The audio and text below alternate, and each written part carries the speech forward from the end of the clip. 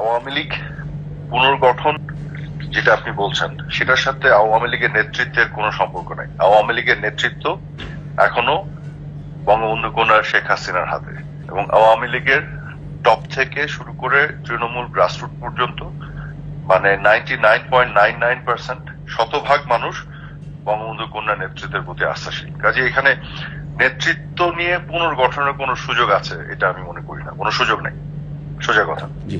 কিন্তু দলীয়ভাবে দলকে পুনর্গঠন, সংগঠিত করা, সুসংগঠিত করা সেটা তো অন্য জিনিস। আর আওয়ামী লীগকে নিষিদ্ধের ব্যাপারে বাংলাদেশে এমন কোন শক্তি নাই যে আওয়ামী লীগকে নিষিদ্ধ করতে পারে।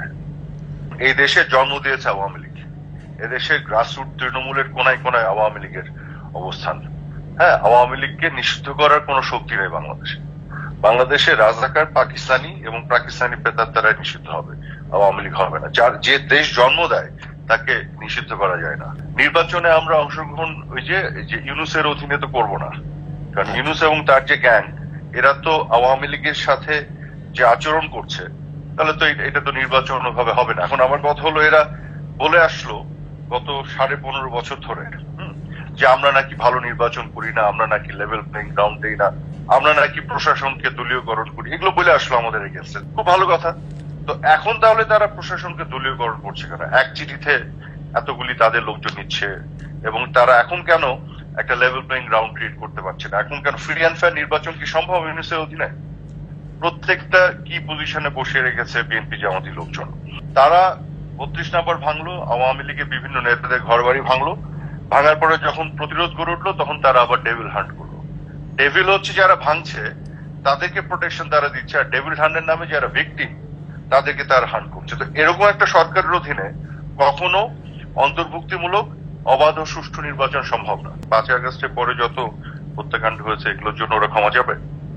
তোফাজ্জলের হত্যাকাণ্ড থেকে শুরু করে মাসুদের হত্যাকাণ্ড থেকে রাজীবের হত্যাকাণ্ড, এগুলোর জন্য ক্ষমা যাবে ওরা? আমি এর আগেও বলেছি বারেবার যে আমরা ক্ষমতায় থাকাকালীন সময় যে ঘটনাই ঘটেছে আর একটা দায় আমাদের আছে, কারণ আমরা তো সরকারে ছিলাম, সেই দায় আমরা স্বীকার করেছি। এবং সেই দায় স্বীকার করে আমরা কি করেছি, এটাকে বিচারের প্রক্রিয়ায় আনার চেষ্টা করেছি। আমরা কমিশন গঠন করেছি, তখন জাতিসংঘকেও ডেকেছিলাম।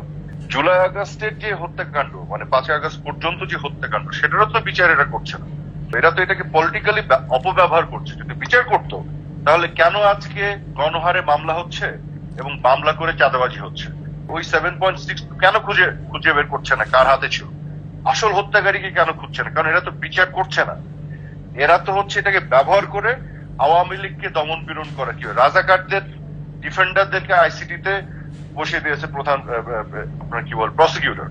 এদের অবজেক্টিভ হলো আওয়ামী লীগকে শেষ করার চেষ্টা, যেটা সম্ভব না। এটা অবজেক্টিভ, এদের বিচার, এদের অবজেক্টিভ। এরা বিচার করছে না, বিচার আওয়ামী লীগই করতো।